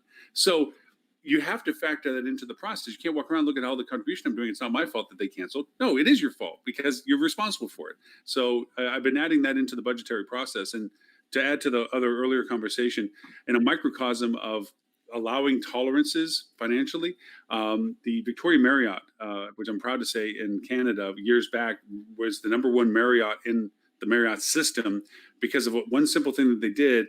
And that was the GM decided that every employee could make a $20 decision without approval. Whatever it took for customer satisfaction, they could go up to $20 without asking a single soul. Sure, they could abuse that. Nobody did. What they did do was when they heard that a guest needed a certain type of toothpaste or that they needed a certain amenity, they ran out to the store and grabbed it and brought it back for the guest. And that reflection of the reviews and so forth put them as #1 Marriott in the world for that year. Because they Ritz-Carlton gives 2,000. See, and that's the kind of process. They say it's not a problem. People don't abuse it, but it gives them enough wow moments that that's what the Ritz-Carlton reputation is based on, and that is reflected across all the hotels because they did something for one person. Yeah, and I don't know the dollar amount, but Disney does the same thing. Their employees are given the flexibility. You see a kid and they drop their ice cream cone, go get them a new one. You see a family, like they're trouble, take care of it, right? Mm-hmm. And you're spot on. That kind of stuff makes for great reviews, which ultimately leads to more reservations. And that tolerance, I think, is what I'm saying. It needs to be, at least as a temporary solution, if not a permanent one, within our infrastructure, within our industry, for all these layers that we have to engage with.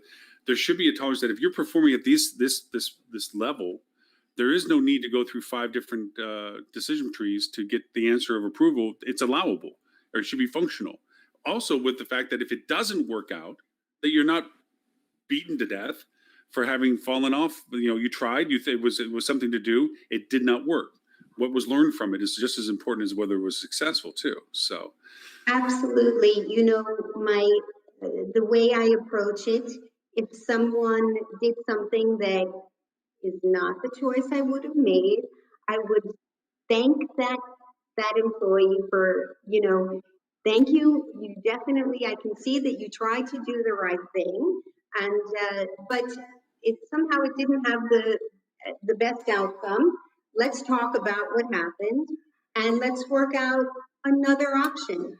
that you could try next time that will possibly have a much better solution.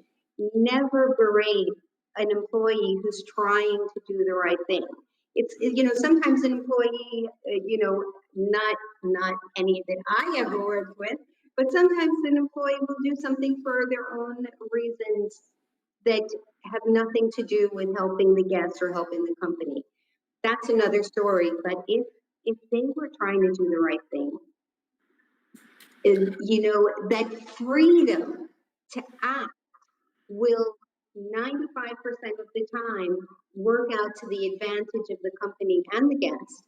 And you'll just have, you know, sometimes you'll make a mistake, and that's just human. That's fine. Sorry, Lauren, you might remember a couple of weeks ago I pulled out a book from my bookshelf, The Culture Code, and I preach it to anyone that will listen. One of the chapters in there is about a restaurant and how they build culture in a restaurant. And one of the things the manager says at the start of every shift is, I want you to bankrupt us with your generosity. And they ranked very, very highly on the restaurant reviews because they were so generous, because the staff were just empowered to just make it a fantastic place. Like I imagine, Adele, you would run a restaurant, if I'm quite honest. And you know what? Generosity is something that you should be talking about every day with your employees, as well as kindness and compassion. And it will change your financial outcomes. I can tell you a true story.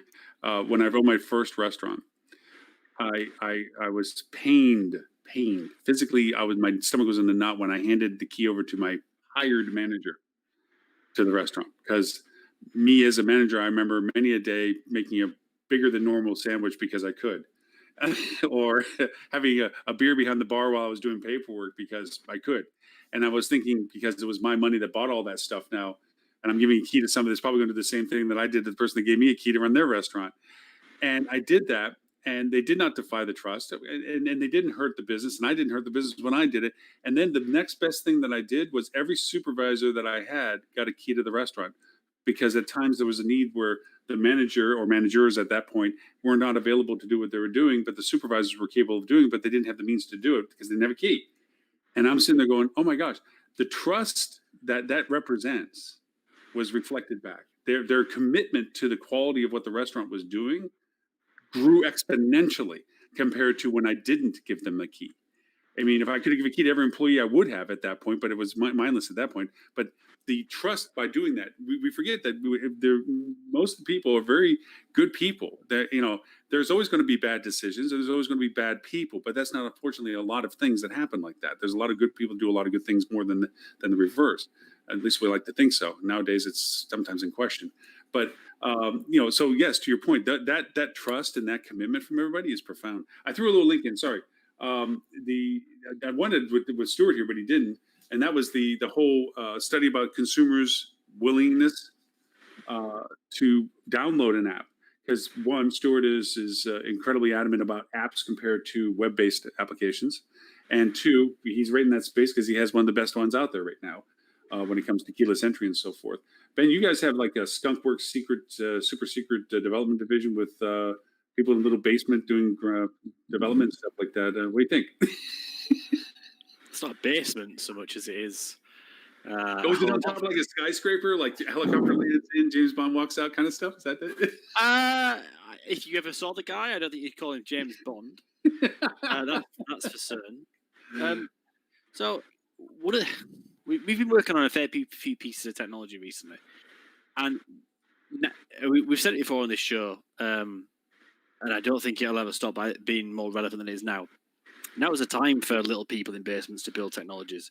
Now, because you're solving problems that you didn't even know you had like 8 months ago, and you're having to not cut corners, but learn how to digitally trim them, so that you're making the most of the time and the resources you've got. So, yeah, I don't think we're the only people working on some interesting things. I know other companies in our space are also working on interesting things as well. And I'm quite excited to see what people are going to come out with, if I'm honest, when it just settles from all this. Yeah, it's It's amazing some of the diversification. Interestingly enough, I was always been an advocate of QR codes, and I had a lot of people that poo-pooed on me like that was a dead man walking technology and so forth. And I kept saying, yeah, that's fine, but it still has applicability. And the reason why I was so adamant, Dean, you know this firsthand. Whenever you go to China, everything has a QR code. Very true. TV channels, shows, because there's so much linguistics that go on that are diversity. QR is the only way you sometimes can translate what you're looking at. You know, that's it, because that's the only way you can have it put in English or something.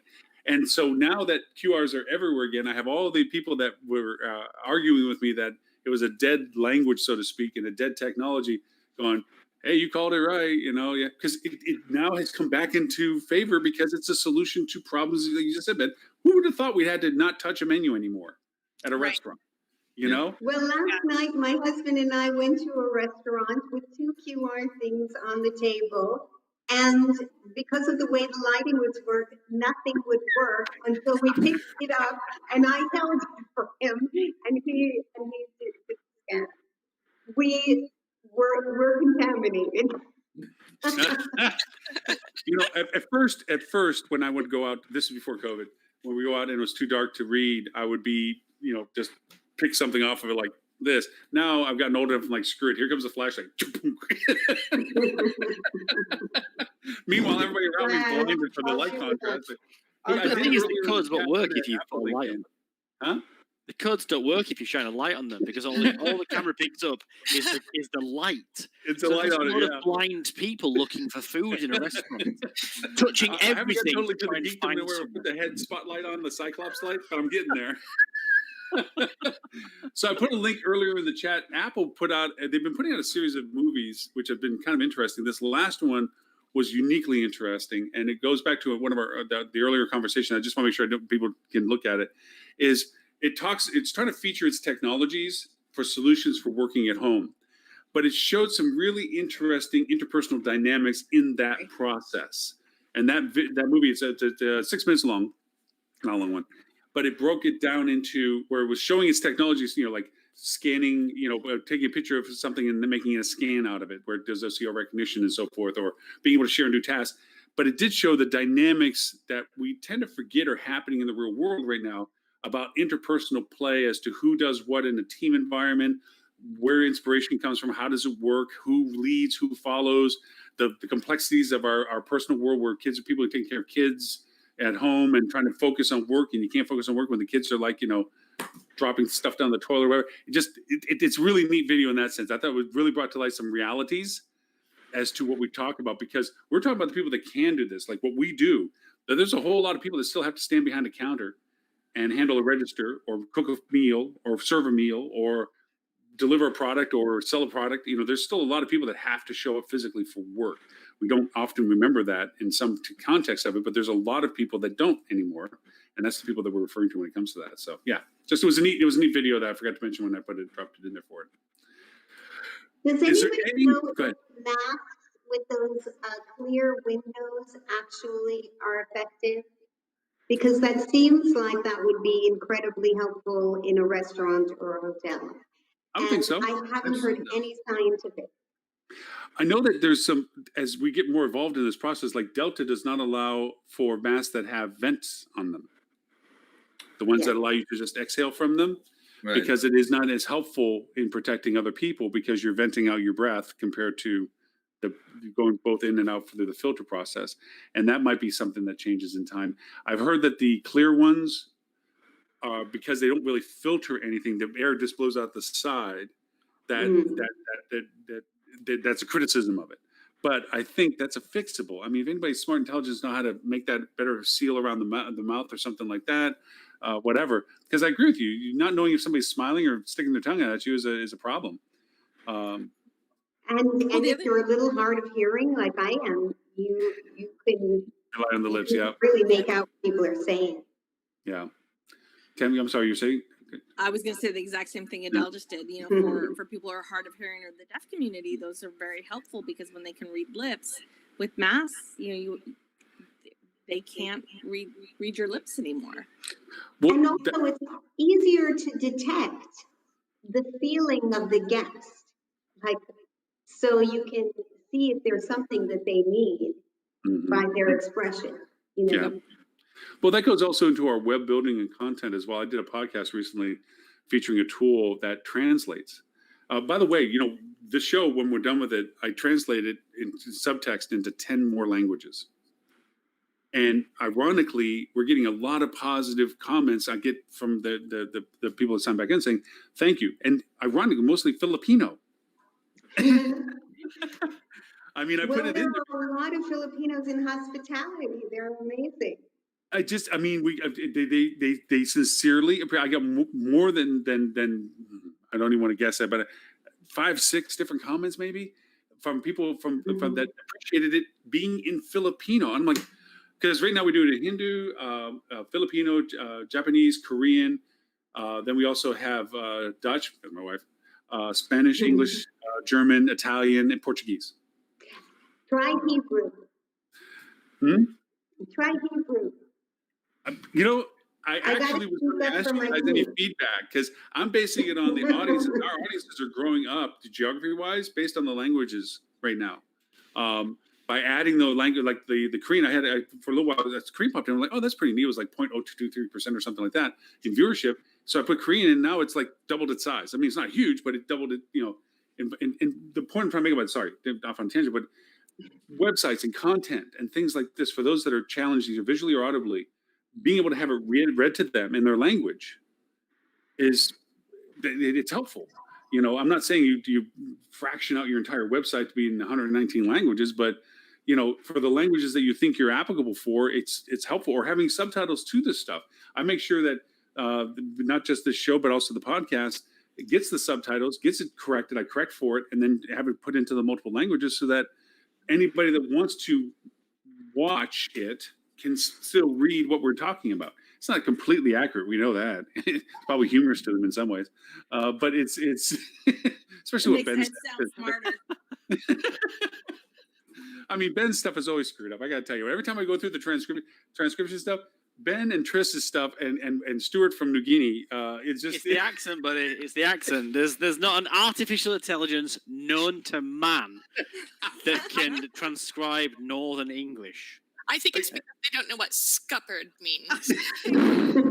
Oh, yeah, by the way, that didn't translate well. I can just tell you the variation on that was not a good one. Okay, be my friend here, Google. Let's just stick a search result into the chat. The other part that I'm looking for is that whether we should put Irish in there, because we get a lot of people in Ireland. I don't know what's friends of yours, Ben. I'm not sure. It's funny if you mention as we started the show today, one of my friends who used to work with me at Pegasus sent me a very supportive message. Oi lad, they'll let anyone on that HSMAI show. First of all, John, if you're still listening, this isn't HSMAI. This is so much better. So yeah, you truly are attracting the cream of the crop. Cream of the crop. Yeah, well, I can translate it into Irish if they want to, but I don't know how that comes through. I guess would it be Celtic, wouldn't it? When we're giving Celtic. You know, I don't even think the Irish. Yeah, I think it's Gaelic. Yeah. Gaelic. Okay. But I wouldn't hold out for John being able to speak Gaelic. And I did watch the TED presentation of the difference between the United Kingdom, Great Britain, and England. Just so you know, because I wanted to make sure that I understood exactly, Ben, how to address your nationality. Great, because I'm not sure either. I did draw a very sloppy picture, like on a screen share of like the outline of Britain. Here's where I live, and this is Great Britain, and this is the United Kingdom, and this is you. Boom. If you ever want to push Stuart's buttons, tell him that he lives in England or came from it. He will just light up and give you the drawing that you just did. Like, no. It's not like me to do that, Lauren. Hey, okay, so I don't know if anybody had the chance to look at Robert's list of it, but he has the boop and he has the rot row. But was there any other topics of anything else that we wanted to make sure we hit before we lost the rest of the time? I do want to point out, I do have some, I'm going to put in for the show now, I have some call to action stuff that I need, Ben, your logo, because I'm going to be putting it into the videos. Tammy, I already have Milestones logo, so we're good. Adele, you don't have a logo yet. Or do you? Oh, please send it to me. I'm going to send it to you. Okay, Lily, do you want TCRM or do you want ThinkSup Enterprises as the logo when I pop it up on these things? Let's do Think Up Enterprises. All right, I'll put ThinkSup, and then Dean, which one do you want me to run with? Go with the Basecamp one.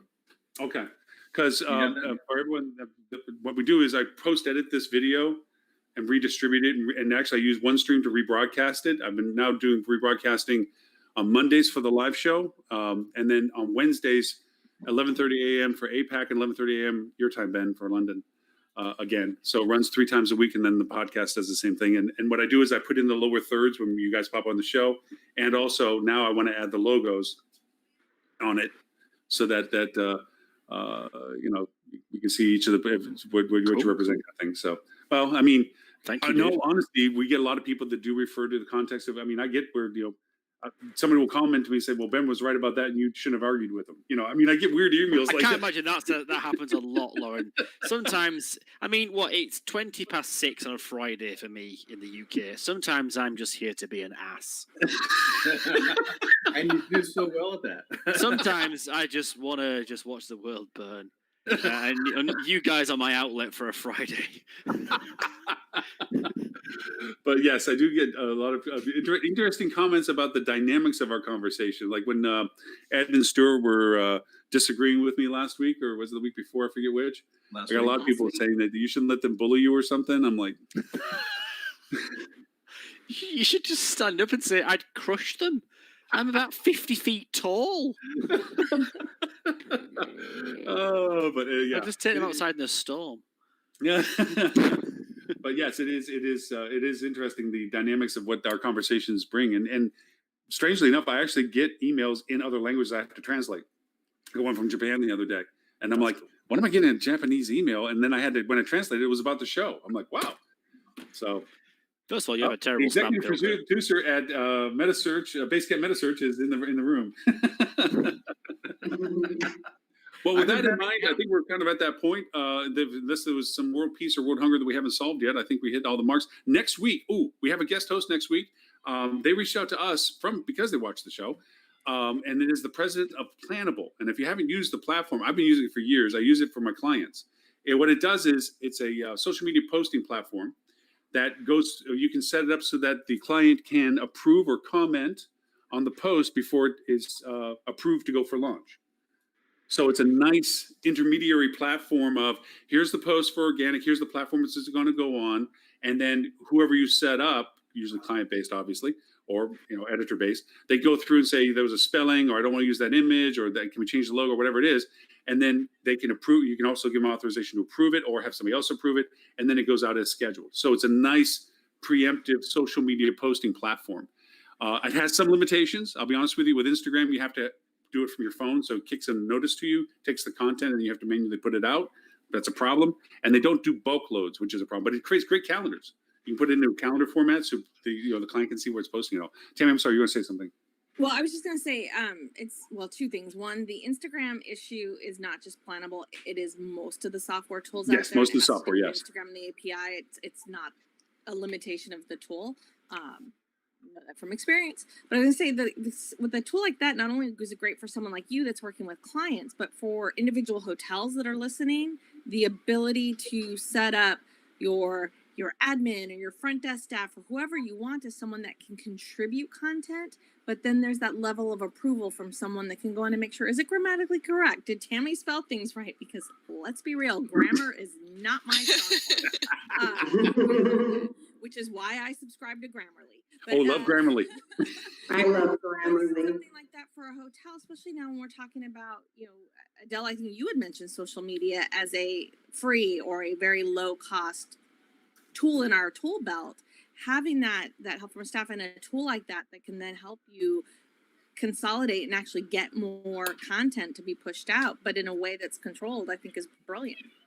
Oh, absolutely. And I think it's so important to engage the full team, because you shouldn't have a social media manager. You should have a social media driven company. Everybody should be thinking, what do I see? Do I see something beautiful in the hotel? Let me snap it and share it instead of just with my friends. Let me share it with everyone and then have someone approve it. That's a beautiful thing. And it gets the front desk and the other departments thinking about marketing. And frankly, like one of the hotels, we found that the spa manager was an absolutely phenomenal photographer and marketer. Phenomenal. And now she has her own career of it. Nice. Awesome. No, so anyway, and she has a cool name. I think her name is Zena. How many X's in the world do you know? But anyway, she's going to be on our show next week. So it should be a fun conversation. And like I said, I bought it from AppSumo, like everything, years ago, and I've been using it. And what really is nice is ownership loves it because they, to your point, Adele, the hotel can post stuff, but it doesn't go any farther unless the owner says, "Yeah, I like that. Yeah, that's good. That's good. That's good. That's good." And it's very helpful in that sense. So cool. Well, okay, so let's see. Well, we'll start with Dean this time. Dean, if people want to know about the amazing world of MetaSearch and what it is that your brilliance brings to the table, where is it? Absolutely. So we're working on a combination of things. One of them is on the training programs in teaching people how to run a MetaSearch campaign and all of the ins and outs of it. And that is at basecampmeta.com. But not everybody wants to do it themselves. And so we also have the doing part of the equation. And that is we can get you hooked up with the right technology vendors and or help you run it through metasearchmarketing.com. I'm going to be asking your help on that because I'm about ready to kick whip out the door on with clients. So I'll be bugging you about that. Excellent. Adele, where is it that people can find you and what it is that you do? You can find me at aspirereputationmarketing.com or email me at aspirereputation.com. And, if you understand that there is a fantastic relationship between your reputation, your 5-star reviews, and the revenue that you have the potential to achieve, if you want to have earned media versus paid for media, a great way to do it is by focusing your reputation. And you may be using some reputation tools, but you're wondering, how do I really apply this to my business? I can help you through that, and I look forward to talking to you. Is it just me or does that door behind you look like Alice in Wonderland's the door that goes to the rabbit? I have no furniture or art in my home. I'm waiting for the bunny rabbit with the watch. I just right in there. Oh, Tammy, please, the world of Milestone. So you can find me, milestoneinternet.com is our website. You can find me on LinkedIn, Tammy Carlisle. I'm going to do 2 super quick plugs. One, the HSMAI Marketing Advisory Board, which both Stuart and I are members of, had our meeting yesterday where our POV, our point of view topic, was around budget season. So look for an article in the next few weeks that talks through, I mean, let's be real, there's so much insanity and it'll change on a daily basis. But we actually did some polls and talked as a group about some ideas. And one of the questions was around give your best tip for budget season. So hopefully we'll have a great article going out supporting HSMAI in a couple weeks. Milestone is also doing a webinar. I'm doing the webinar along with one of my colleagues, Keith Brophy, who has been in the industry for years as well, on September 1st. I don't have the registration link just yet. Lauren, I'll share it with you. Send it to me. I'll put it in the show notes for certain. Yeah. I'll share it with you as soon as I have it. But September 1st at, I believe, 10 a.m. Pacific time. And we're going to be talking about budget season, just really trying to give people some ideas and things. I mean, let's be real, it's going to be a strange year. It's going to be different for everybody. But I think if we can give some comments and ideas and things to be thinking about to help as you go through, that's really what our goal is with the webinar. So, awesome. Yeah, please give me that link. I'll share it on the notes. And we'll feature next week, obviously, as well. We'll keep plugging until it comes up to the scheduled time. But when I think about asking Ben what they're doing, I feel like I'm asking Dr. Evil at the bottom of the volcano what's going on. So Ben, what's 3 and 6 up to these days? And where can they find you and all that other cool stuff? Well, Lauren, I'm glad you are. I've got a cat you can borrow if you need it. I've got a kid, to be honest. He makes about as much mess. I could just bring him in a little bit. We should have him as my $1 mascot million. for one of the weeks of the show. I'll just have him talking. What are we up to? Yeah, it's been a busy. It's been quite a busy couple of weeks for 3 and 6. Yeah, we've signed a few new clients, which is good to see that there's movement in the market, even such a turbulent time. We are expanding the portfolio of services, hiring new designers and new SEO specialists with experience in the hospitality industry. And yeah, getting some of the nuts and bolts tightened on some of the technologies that we've been talking about. I look forward to shamelessly plugging them on this show when it is completed, because it has been a labour of love. Not that there's anything wrong with earned media, but if you'd like some paid media, there's You know, I worked with you too, so. If you can't get paid on your own and you need to buy one, Ben's your man. yeah. If you just want to pay for it, if you just don't want to just pay for it, then obviously there's some talented people on this call and as part of the larger presenters. But yeah, 3 and 6. Our ethos is digital without dishonesty, trying to cut through the smoke and mirrors of the industry, and we get the relationships to a point where there's no need to be dishonest. The results speak for themselves. I honestly believe that when it comes to Ben and Tris, that we'll all look back and say, I remember them when they first started. Because I just see that they're just going to blow the world apart with some of the stuff they're doing. Well, I knew Dean, Adele, Lily, you're already doing it, so I can't say it. You just, Tammy Milestone's an institution in itself. So, I mean, it's amazing to think that we get to chat like this over a regular basis and stuff. In fact, can't even begin to thank you all enough for taking the time with us. Lily, speaking of taking over the world revenue management wise and dominating the space, a little bit about TCR Services and Things Up, and of course, the amazing podcast that you are consistently doing excellent in. Thank you. Yes, you can find us at Total Customized Revenue Management or online tcrmservices.com, where we do all things day-to-day revenue management with excellence. And also thinkupenterprises.com. That one's easier because that's the actual name of the business. And there we do a bunch of consulting projects, strategy alignment. If you need somebody to sit down and help you with your budget creation, that's right up our alley, and creating multiple plans for your success. And also, since we were talking about math earlier on the show, on the podcast that's featured on Think Up Enterprises, if you go back to episode 1, there is a great exercise there that will get you started and walk you through how to define some of those metrics to figure out what your longevity is with your cash flow. Being a willing participant in your podcast, I can honestly say I enjoy seeing the numbers grow. I mean, your download rate is increasing persistently, which is not just a reflection of the audience size, because there's a lot of listenership that doesn't download, they just play. But downloads mean I got to remember this and keep it. And that's profound that people take that up to it. Only if Ben had a podcast. I'm just saying. But honestly, and I know we've been really, really pants about getting back, but we're so busy, and we're not to like toot our horn a minute, but I feel really vindicated in that we've chased the relationships and not the revenue. And that approach is coming home to roost now, and we are so busy signing up new clients. I'm really happy about it. It's such a first world problem to have. Oh no, so many clients. So what you're saying is you're not going to need talking to us anymore. You're going to be like, yeah, whatever. You guys have fun with that thing. Lauren, I'll be on this show until you kick me off. And you realize, like, he's just faking this. He doesn't actually Oh my goodness. Well, for all previous 262 episodes, including now 263, you can go to hospitalitydigitalmarketing.com/live. There you will see all links and show links. And of course, Tammy will put the link in for your presentation and push it out when we do the rebroadcast and so forth for all that. All of the links to you all will be also on that for anybody wanting to reach directly to any of the websites of those that were on the show today. And even for our co-hosts that didn't make it today.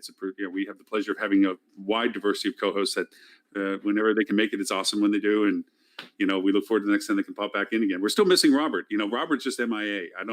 He gives us the wonderful little list, but then he just doesn't, and he used to be the mainstay we're into our 7th year. Our anniversary was last week, so we're actually rolling into our 7th year now. And he has been a part of it. He's a missed commodity. So Robert, if you ever listen to this back, miss you, buddy. Well, kind of, maybe a little. So with that in mind, Thank you all so very much. Next week, as I said, we'll have a guest co-host from Planable. It'll be 11:30 Eastern. This show does get replayed, as we mentioned, several times during the course of next week, live on all the platforms that you see, the LinkedIn, Facebook, YouTube, Twitter, everything on a regular basis. Podcast also. And then we also rebroadcast for APAC and in the London time, Wednesdays, 11:30 a.m. for both of those. So for those in those time zones who want to watch it back again, it'll be available then. So until next week, thank you, everyone, for participating this week. And we'll hopefully see everyone next week. Thank you very much. Thank you. Cheers. Bye bye. Bye, everybody.